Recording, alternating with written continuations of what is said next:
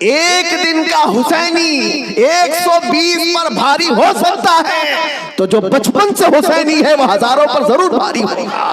تو یزیدی خیمے میں کے لوگ کہتے ہیں جب قاسم بن حسن گھوڑے پر پہلو بدلتے تھے تو ایسا لگتا تھا کہ بجلی چمک رہی۔ اگر کسی یزیدی کو پوچھے کہ تم کس کے ساتھ لڑنے کے لیے گئے تھے تو یہ کہیں گے 80 لوگوں کے ساتھ۔ کتنے لوگوں کے ساز و سامان کے ساتھ گئے تھے؟ کہیں گے 22,000 کے ساتھ۔ تو دنیا آج بھی ہنسے گی، 80 لوگوں سے لڑنے کے لیے 22,000 گئے تھے، کیا کیا لے کر گئے تھے؟ ہاتھی بھی تھے، گھوڑے بھی تھے، نیزے بھی تھے، تلواریں بھی تھی، بھالے بھی تھے، سب تھا۔ پھر اگر تم سے پوچھا جائے ساز و سامان کے ساتھ سہولتیں کیا تھی، یزیدی کہیں گے پورا پانی ہماری طرف تھا، دریائے فرات بھی ہماری طرف تھا، کھانا بھی ہماری طرف، پانی بھی ہماری طرف۔ پھر دنیا پوچھے گی ادھر کے خیمے میں حسین کتنی تیاری کے ساتھ آئے تھے، تو تمہیں منہ جھکا کر کہنا پڑے گا ان کے پاس صحیح قسم کے نیزے اور تلواریں بھی نہیں تھی، اور گھوڑے اور ہاتھی اور اونٹ بھی نہیں تھے۔ ان کے پاس تو 3 دن کی بھوک بھی تھی، پیاس بھی، اور اس کے علاوہ ان نوجوانوں کے پاس بھوک و پیاس کی شدت کے ساتھ ساتھ ساز و سامان جنگ بھی نہیں تھا۔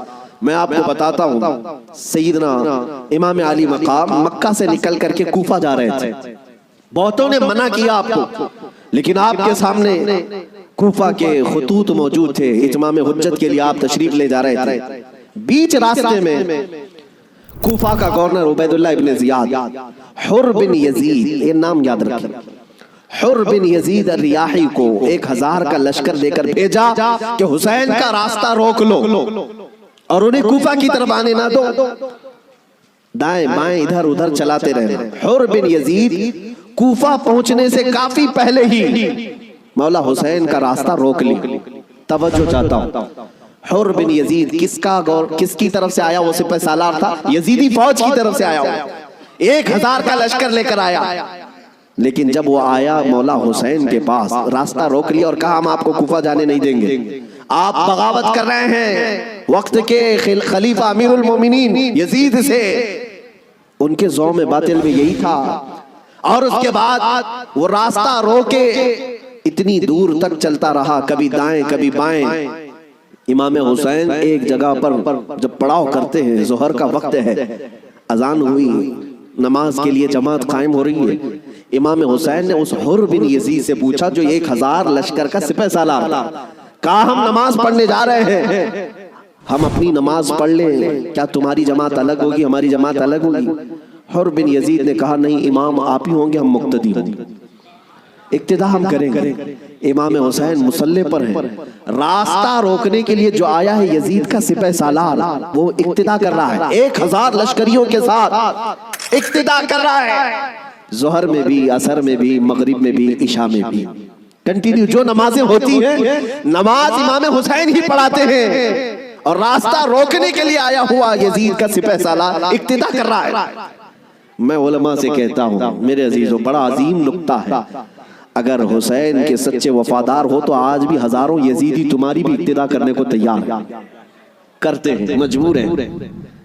اگر سچے حسینی بن جاؤ تو اقتداء تو ہوگی، لیکن جو بات مجھے عرض کرنی ہے وہ یہ ہے، راستہ روکا اور اس کے بعد پھر پیغام آیا کہ امام حسین کو کوفہ کی طرف آنے مت دینا، کسی اور راستے کی طرف لے جاؤ، کسی اور راستے کی طرف وہ زبردستی لے گیا۔ پھر وہ میدان آیا جس کو کربلا کہا جاتا ہے، امام حسین وہاں اتر گئے اور ایسی جگہ پر آپ کو اتارا گیا جہاں پانی نہ ملے، دریا کے اوپر سارے یزیدی فوج کا قبضہ۔ اب سنیے، محرم کا مہینہ ہے، 7ویں آ گئی، 8ویں آ گئی، اس کے بعد یہ صلح مصالحت کی بھی باتیں چلتی رہی۔ امام حسین نے پیغام بھیجا تھا عبید اللہ ابن زیاد کو، 3 آپشن دیے تھے، کوئی قبول کر لو، لیکن وہ ظالم آپ کے خون کے در پہ تھے، مانے نہیں، 4000 کا لشکر دے کر بھیجا۔ پھر اس کے بعد تقریباً 15000 کا لشکر دے کر بھیجے، 15000 یا 16000 کا لشکر دے کر دوبارہ بھیجا۔ اب یہ 9ویں محرم آئی ہے، توجہ چاہتا ہوں، 22,000 کا لشکر۔ امام حسین نے خطبہ دیا کہ میں تمہارے پاس جنگ کرنے کی نیت سے نہیں آیا، تم میری عظمت نہیں جانتے، میں فاطمہ زہرا کا بیٹا ہوں، حیدر کرار کا نور نظر ہوں، رسول اللہ کا نواسا ہوں، میرے خون سے اپنے ہاتھ رنگین نہ کرو، ان پر کوئی بات اثر نہ کرے۔ اس کے بعد حر بن یزید جو 1000 کا لشکر لے کر سب سے پہلے راستہ روکنے آیا تھا، وہ یزیدیوں کے پاس آیا اور کہا ان کی ایک بات تو مان لو، وہ جنگ کرنے نہیں آئے، اگر وہ صلح چاہتے ہیں تو ختم کر دیتے معاملہ، لیکن یزیدی فوج کے جو بڑے سپہ سالار تھے عمرو بن سعد یا شمر، ان لوگوں نے کہا اے حر، تجھے مصالحت کرنے کے لیے نہیں بھیجا گیا ہے، تجھے فوجی بنا کر بھیجا گیا ہے، لڑنا ہے تو ہمارے ساتھ لڑو ورنہ یہاں سے دفع ہو جاؤ۔ جب یزیدی فوج کے بڑے سپہ سالاروں نے حر بن یزید کی بات نہیں مانی تو سنو، پورے مجمع میں وہی حر جو یزید کا سپہ سالار تھا اعلان کرتا ہے تمہاری سپہ سالاری تمہیں مبارک ہو، میں حسین کے خیمے میں جاتا ہوں۔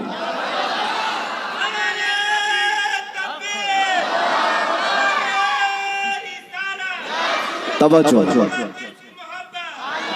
حر بن یزید نے کہا مجھے اب نظر آ رہا ہے کہ حق اور حقانیت حسین کے خیمے کی طرف ہے، مجھے جانے دیں۔ ان لوگوں نے کہا تم جا سکتے ہو۔ حر بن یزید کو پتا تھا حسین کے ساتھ جانے کا کیا انجام ہو سکتا ہے، 22,000 کا لشکر جرار ہے اور ادھر صرف 80-82 لوگ ہیں۔ ایسے وقت میں ایک چھوٹی جماعت کا ساتھ کون دے سکتا ہے جہاں بھاری بھرکم لشکر سامنے موجود ہو؟ میرے عزیزوں، ایک چھوٹی جماعت کا ساتھ صرف وہی دے سکتا ہے جس کے سینے کو مولا ہدایت کے لیے کھول دیتا ہے۔ میں نے دیکھا ہے مصیبتوں کے وقت کون ہمارے ساتھ کھڑا ہوتا ہے۔ لوگوں کی نظروں میں بہت بڑی بڑی حکومتیں ہوتی ہیں، ارے بہت سارے لوگ تو ڈر جاتے ہیں ان کے ساتھ کھڑے ہو جائیں، فوٹو میں آ جائیں گے تو کل کیس ہمارے اوپر بھی ہو جائے گا۔ میرے عزیزوں، میں اپنی بات نہیں کرتا، لیکن ایک بات ضرور ہے، حق جماعت اگر اقلیت میں بھی کیوں نہ ہو، اللہ کی مدد آج یا کل اسی کے ساتھ ہوگی۔ اگرچہ آج وہ مظلوم نظر آئے لیکن اللہ تعالیٰ غالب فرمائے گا۔ حسین اعظم کے پاس حر بن یزید آ گئے۔ جس بات کی طرف میں تمہیں لے جا رہا ہوں اس کے لیے اتنا لمبا واقعہ بیان کرنا پڑا، جو اصل لب لباب ہے، جو خلاصہ ہے اس واقعے کا، وہ ابھی عنقریب بیان کرتا ہوں۔ نوجوانوں توجہ سے سنو، توجہ۔ حسین ابن علی رضی اللہ تعالیٰ عنہ کے پاس آ گیا حر بن یزید، قدموں میں گرا، کہا مولا مجھے معاف فرما لے، میں نے راستہ روکا آپ کا، میں آپ کو مجبور کیا اس میدان میں آنے کے لیے، لیکن میں آپ کے ساتھ اب اس وقت تک رہوں گا جب تک میری آخری سانس نہ آ جائے، میں آپ کی حمایت میں لڑوں گا۔ امام حسین نے اس سے کہا حر کہ میں نے تجھے معاف کر دیا، لیکن جا تو اپنے بیوی بچوں کے ساتھ، میری اس چھوٹی جماعت کے ساتھ رہے گا تو جان کا خطرہ ہے۔ حر بن یزید نے کہا میں نے جو راستے میں آپ کے ساتھ کیا اس کا کفارہ جان دینے سے بھی میں سمجھتا ہوں ادا نہ ہو پائے، اس لیے میں آخری سانس تک آپ کے ساتھ رہوں گا۔ رہا ساتھ میں، 10ویں محرم آ گئی۔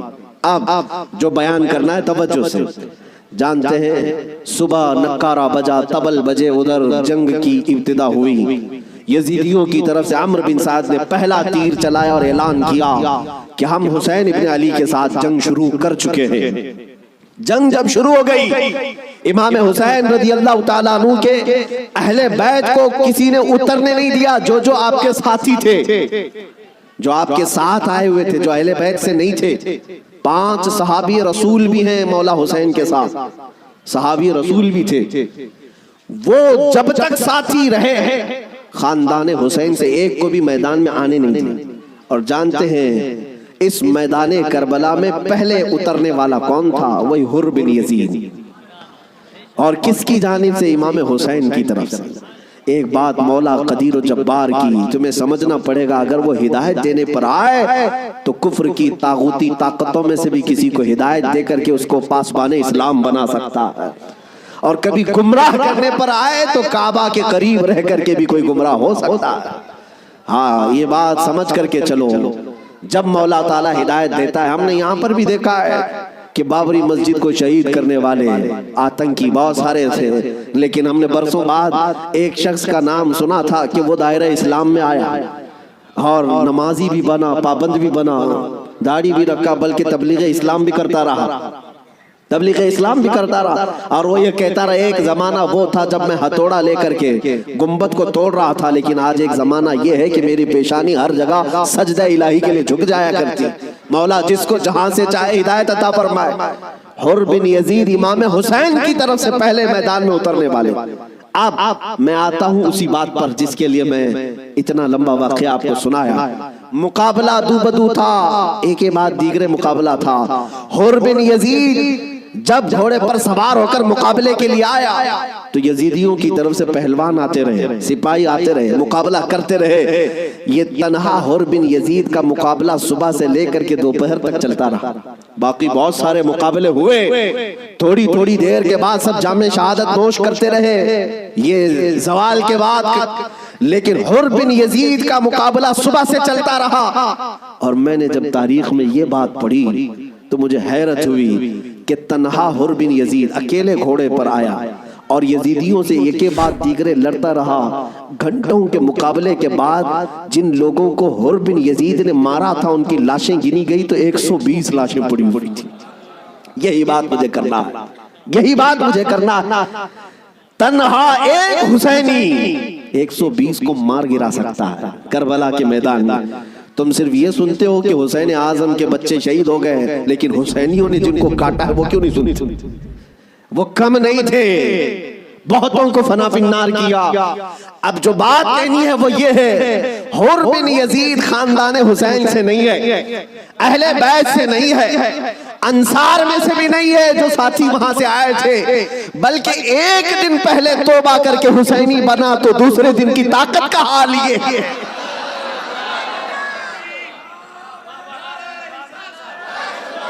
اب بات سمجھ میں آ گئی، بات سمجھ میں آ گئی۔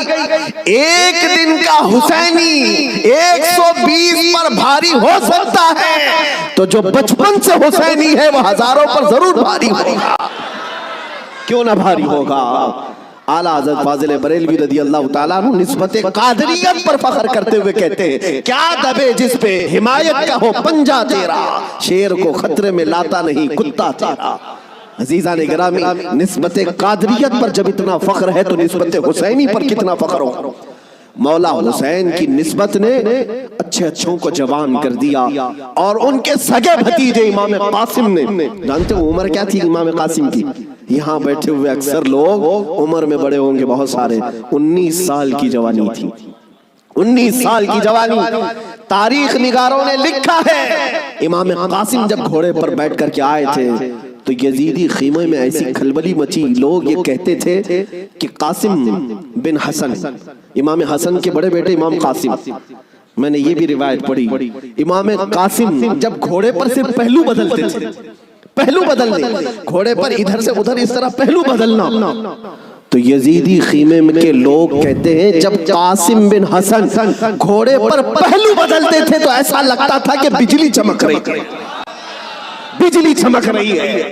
یہ خوف سینوں میں ہزاروں کے ہونے کے باوجود کس نے طاری کیا؟ میرے عزیزو، وہ رب ذوالجلال ہے، غالب حکمت والا، جس نے قرآن میں فرمایا وَلَا تَهِنُوا وَلَا تَحْزَنُوا وَأَنْتُمُ الْأَعْلَوْنَ إِن كُنتُم مُؤْمِنِينَ، تم گھبراؤ مت، پریشان مت ہو، مولا فرماتا ہے تم ہی غالب رہو گے اگر تم سچے ایمان والے ہو، اگر تم میرے مصطفیٰ کریم صلی اللہ علیہ وسلم کے سچے غلام ہو۔ لوگ تو صرف کربلا کے میدان میں یہ دیکھتے ہیں کہ امام حسین کی شہادت ہو گئی، علی اصغر کی شہادت ہو گئی، علی اکبر کی شہادت ہو گئی، عباس علمبردار کی شہادت ہو گئی، یہ شہادتیں اپنی جگہ پر، لیکن اگر کمپیریزن میں میں اگر بتاؤں کس نے کتنوں کو مارا تھا، کس نے کتنوں کو زخمی کیا تھا، تو پھر تمہیں پتہ چلے گا کہ وہ کٹ کر کے بھی فتح یاب تھے، وہ شہید ہو کر کے بھی فتح یاب تھے۔ اس لیے کہ یزیدیوں کے پاس بولنے کے لیے منہ نہیں ہے، اگر کسی یزیدی کو پوچھے کہ تم کس کے ساتھ لڑنے کے لیے گئے تھے تو یہ کہیں گے 80 لوگوں کے ساتھ۔ کتنے لوگوں کے ساز و سامان کے ساتھ گئے تھے؟ کہیں گے 22,000 کے ساتھ۔ تو دنیا آج بھی ہنسے گی، 80 لوگوں سے لڑنے کے لیے 22,000 گئے تھے، کیا کیا لے کر گئے تھے؟ ہاتھی بھی تھے، گھوڑے بھی تھے، نیزے بھی تھے، تلواریں بھی تھی، بھالے بھی تھے، سب تھا۔ پھر اگر تم سے پوچھا جائے ساز و سامان کے ساتھ سہولتیں کیا تھی، یزیدی کہیں گے پورا پانی ہماری طرف تھا، دریائے فرات بھی ہماری طرف تھا، کھانا بھی ہماری طرف، پانی بھی ہماری طرف۔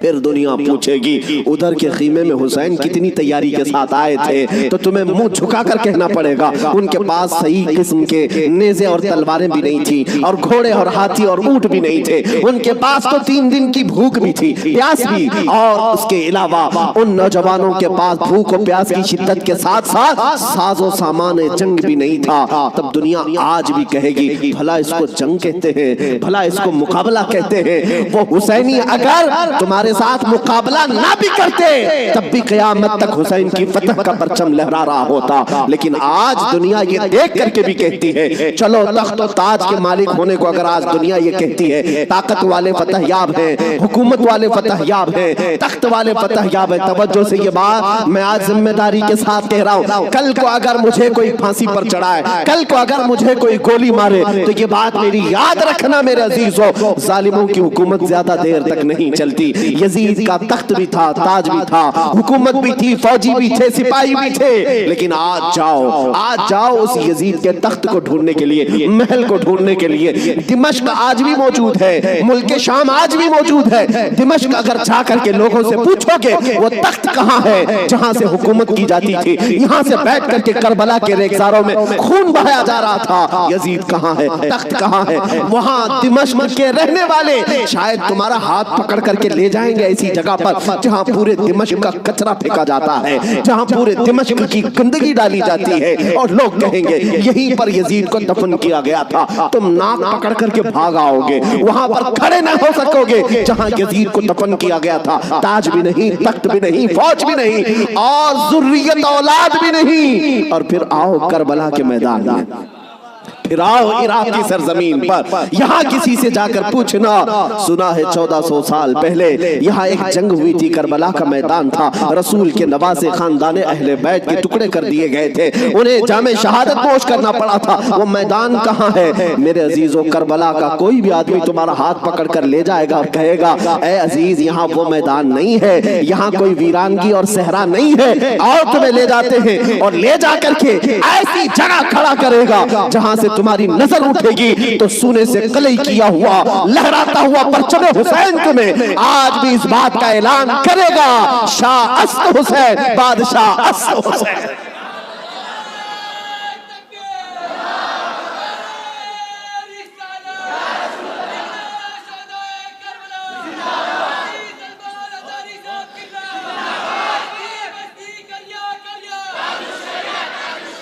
जानते हो बहुत सारे बच्चे, बहुत सारे नौजवान किसी न किसी शख्सियत को अपना आइडियल बनाते हैं बचपन से। अल्हम्दुलिल्लाह मैं ये तहदीस नेमत के लिए कह रहा हूँ, अल्लाह मेरी माँ को सलामत रखे, जिनसे मैंने वाक़यात सुने हैं तो खालिद बिन वलीद के सुने थे। और हमारे आइडियल जो बुजुर्ग हैं उसमें मौला इमाम हुसैन है, हमने उनको आइडियल बनाया है, आप भी बना लो, इसलिए कि इन लोगों को जिसने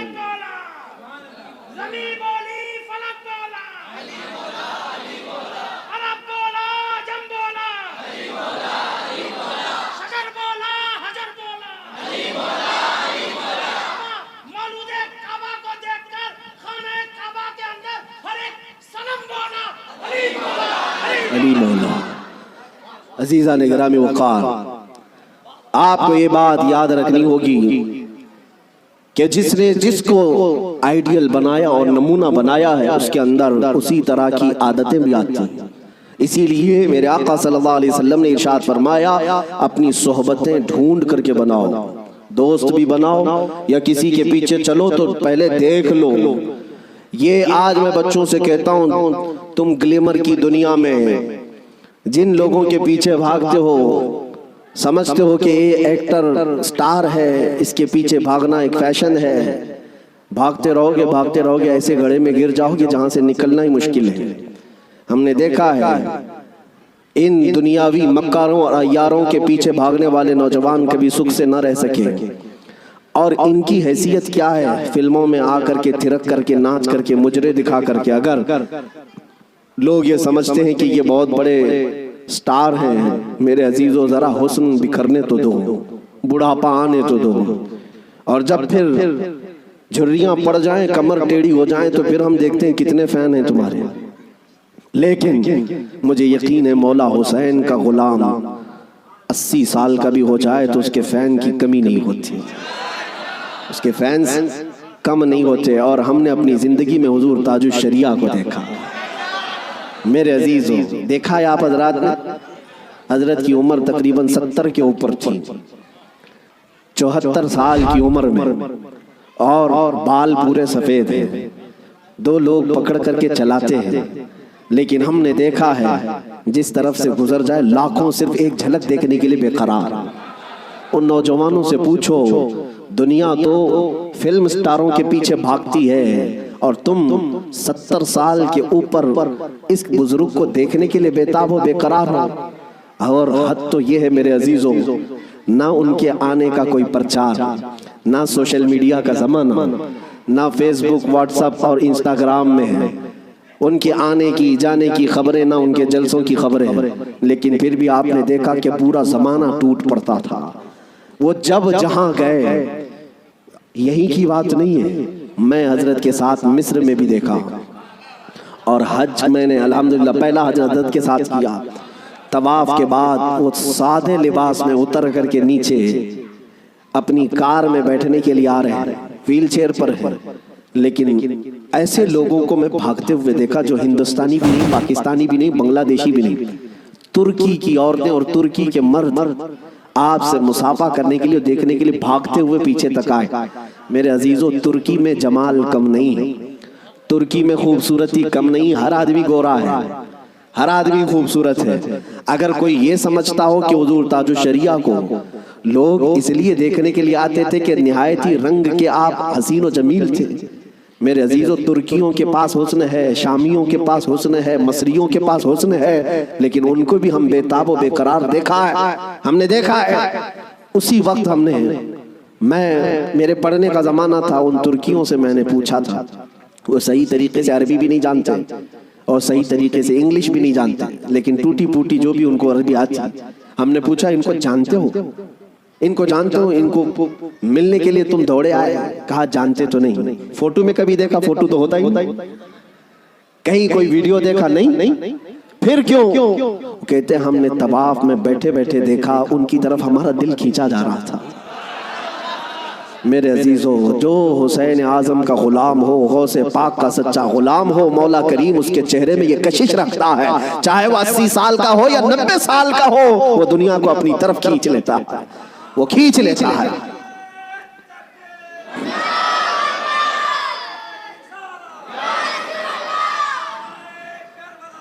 اب آؤ میں آپ کو بات بتا دوں، مر جانا، کٹ جانا، یہ ہماری انتہا نہیں ہے۔ اگر کوئی یہ سمجھتا ہے کہ ہمیں پھانسی دے کر کے یہ ختم کر دے گا تو اس کی خام خیالی ہے۔ یہاں پر انگریزوں کا دور تھا، 100 سال تک یہ اتنا ظلم کرتے رہے ہندوستان میں، آج بھی وہ تاریخ رقم ہے، لیکن سب سے زیادہ انہوں نے اگر کسی پر ظلم کیا تو مسلمانوں پر ظلم کیا انگریزوں نے۔ اور ان کو بھی آپ میں بتاؤں، آج پھر وہ دور ہمیں نظر آ رہا ہے ظلم کا، کسی ایک خاص کمیونٹی کو ٹارگٹ کرنا۔ انگریز ڈرتے تھے کس سے جانتے ہیں؟ جن لوگوں سے وہ ڈرتے تھے وہ کالا پانی کی سزا دیتے تھے۔ انڈمان نکوبار، جزیرہ انڈمان کو بھیجتے تھے، لیکن جزیرہ انڈمان نکوبار میں جو جیل ہے جہاں بھیجتے تھے، وہاں سب سے زیادہ اگر کسی کو انہوں نے بھیجا ہے تو وہ علماء اہل سنت کو بھیجا ہے۔ یعنی آج سے 100 سال پہلے بھی انگریزوں کے خیمے میں کھلبلی تھی تو علماء سے ہی تھی، حق بولنے والے علماء ربانیین، اور پھانسی پر چڑھایا ہے 30,000 علماء کو اہل سنت و جماعت کے۔ ایک بات میں آپ کو بتانا چاہتا ہوں، علامہ کفایت علی کافی رحمۃ اللہ علیہ، مراد آباد شہر کے رہنے والے ایک عاشق رسول، ان سے انگریز اتنا ڈرتے تھے کیونکہ جانتے تھے کہ ان کی زبان سے نکلے ہوئے کلمات سے اچھوں کے دل بدل جاتے ہیں۔ ان کو پتا ہے عالم ربانی، عالم حقانی کی زبان کو وہ توپ سے زیادہ اہمیت دیتے ہیں، کوئی توپ اور بندوق سے مارے اس سے زیادہ اہمیت ان کو ایک عالم ربانی کی زبان سے نکلے ہوئے حق جملے۔ اسی لیے کفایت علی کافی کو گرفتار کرنے کے لیے جانتے ہیں کتنے لوگ آئے تھے؟ انگریز فوج کے 3,000 لوگ آئے تھے ایک عالم کو گرفتار کرنے کے لیے۔ ہمیشہ دنیا کے ظلم نے یہ بتایا ہے کہ یہ بزدل ہوتے ہیں، ہمیشہ بتایا ہے انہوں نے کہ باطل خیموں میں اکثر مادہ ہوتے ہیں، ان میں شیر نر نہیں ہوتا۔ ایک اہل سنت و جماعت کے عالم ربانی کو گرفتار کرنے کے لیے 3,000 کی فوج آئی اور گرفتار کیا، اور انہیں گرفتار کر کے سزائیں کیا دی تھی جانتے ہیں؟ ان کے جسم پر گرم استری پھیری جاتی تھی، اور جب ان کی چمڑی جل جاتی تھی تو نمک چھڑکا جاتا تھا۔ یہ کفایت علی کافی رحمۃ اللہ علیہ، تقریباً 1 ہفتے تک انہیں سزائیں دی گئی، اور پھر کہا جانے لگا کہ تم فتویٰ بدل لو، تم اپنی باتیں بدل لو، ہم اپنی حکومت میں تمہیں اہم عہدہ بھی دے دیں گے اور ماہانہ وظیفہ بھی جاری کر دیں گے۔ مگر وہ کفایت علی کافی عاشق رسول تھے، بازار مصطفیٰ میں بکا ہوا غلام پھر کسی انگریز کے ہاتھ میں کیسے بک سکتا ہے؟ میرے عزیزوں، وہ کفایت علی کافی اعلیٰ حضرت سے پہلے کے ہیں، اعلیٰ حضرت سے پہلے کے 1857 کی بات کر رہا ہوں، غدر جس کو کہتے ہیں انگریز۔ اس وقت کفایت علی کافی سے کہا ان لوگوں نے، آپ نے کہا میں اپنے جملوں کو اور اپنی زبان کو بدل لوں، وہ بھی میرا دین اتنا ہلکا اور سستا نہیں ہے، میرے جسم کو ابھی تم نے صرف استری سے پھیرا ہے، اگر ٹکڑے بھی کر دو تو میں اپنے اسی عزم پر باقی رہوں گا، اس لیے کہ کربلا کی داستان ہم نے بھی پڑھی ہے۔